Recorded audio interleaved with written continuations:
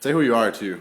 Okay, my name is Peter Kerwin. I helped on the electronics and the programming for this project. So the initial idea was that we had this cart that could hold some cameras and such on there, and then there's a either 1 or 2 RPM motor, so it hooked up to a gear on a winch, and so when that's running full speed, it runs very slowly, and so we can get a moving time-lapse from that. But in order to do very long shots, like with the flowers that we're working on right now, we needed to run a lot slower.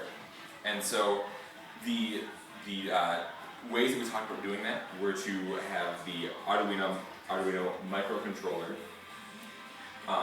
control the whole system. So the timer would be on that, and that would both move the cart sometimes, and that would tell the camera when to take a picture. But after trying that in a few different ways, we decided that it would be easier to let the camera control the whole thing.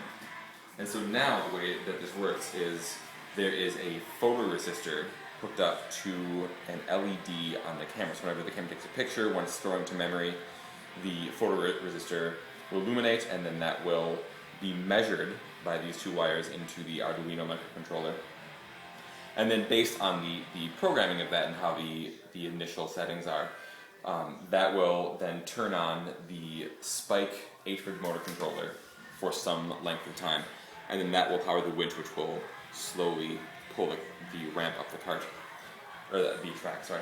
And so right now the way that it's set up is every time the camera takes a picture, the board will wait for a minute just to make sure that the shutter is closed, and then it will run the motor for 5 seconds. So every 6 minutes it runs for 5 seconds. And the way that we have this calculated, it should take about 4 days to move about 2/3 of the way up the track.